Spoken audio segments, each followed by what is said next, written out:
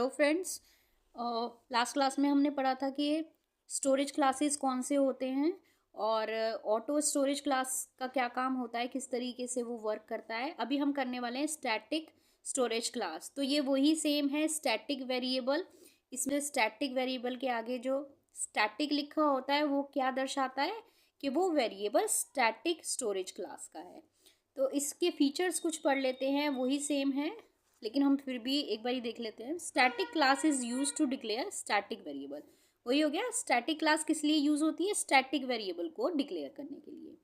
They preserve their value till the end of the program. तो इसकी memory कब तक रहती है?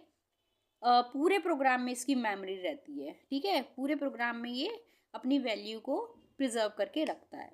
देयर स्कोप इज लोकल, मतलब उसी ब्लॉक के अंदर ही ये काम आ सकता है, उसके बाहर अगर हम इसको यूज़ करेंगे तो ये काम नहीं आएगा। डिफ़ॉल्ट वैल्यू इज़ ज़ीरो, अगर हम इसके अंदर कोई भी वैल्यू पुट नहीं करते हैं, इसको इनिशलाइज नहीं करते हैं, तो डिफ़ॉल्ट वैल्यू इसमें क्या रहेगी? ज़ीरो रहेगी। और ये स्टोर कहाँ होता है? रैम में। तो इसका भी एक बार एग्जाम्पल देख लेते हैं।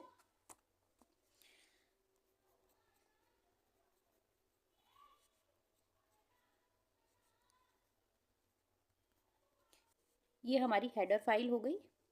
यहाँ पे हम उसी तरीके से एक फंक्शन बना लेते हैं।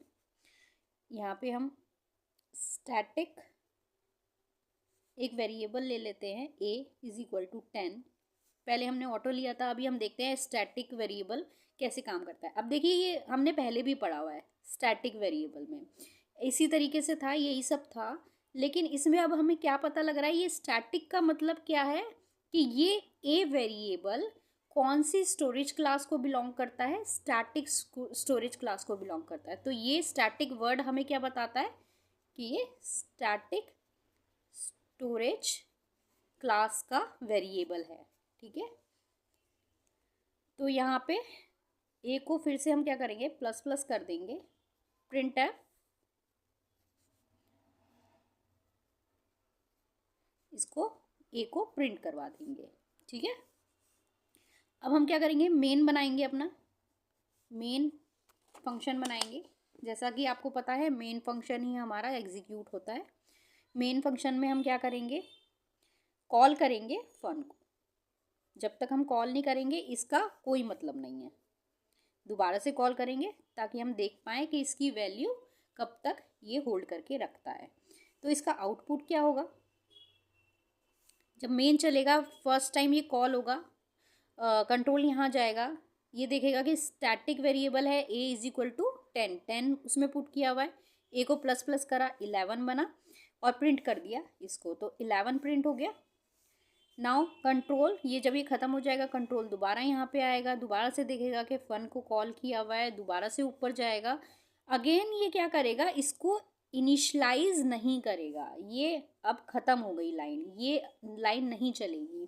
स्टैटिक में सिर्फ एक ही बार ये लाइन चलती है, उसके बाद इनिशलाइजेशन नहीं होता है। इनिशलाइजेशन इसका फर्स्ट टाइम ही होता है। तो अब क्या होगा?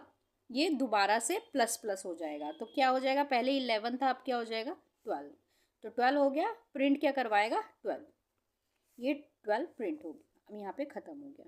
तो यही डिफरेंस था स्टैटिक स्टोरेज क्लास में और ऑटो स्टोरेज क्लास में। ऑटो दोबारा इनिशलाइज होता है क्योंकि उसकी लाइफ टाइम कहाँ तक होती है? सिर्फ उतनी स्कोप तक होती है, उसकी मेमोरी डाई कर जाती है वहीं पर। लेकिन दूसरी तरफ स्टैटिक वेरिएबल या स्टैटिक स्टोरेज क्लास का क्या काम होता है? वो एक ही बार इनिशलाइज करता है क्योंकि उसकी मेमोरी पूरे प्रोग्राम में बनी रहती है। हाँ, ये बात है कि इसको एक्सेस हम यहीं पर कर सकते हैं इसी स्कोप के दौरान, क्योंकि इसका स्कोप भी लोकल ही होता है ऑटो की तरह। तो आई थिंक आपको ये समझ में आ गया होगा। कोई प्रॉब्लम हो तो आप मुझसे पूछ सकते हैं। वेरिएबल्स के टाइप में और स्टोरेज के टाइप में कोई डिफरेंस नहीं है। वेरिएबल के आगे जो हम कीवर्ड यूज़ करते हैं, ऑटो या स्टैटिक, ये क्या होते हैं? ये स्टोरेज क्लासेस होती हैं। Okay, thank you, bye bye.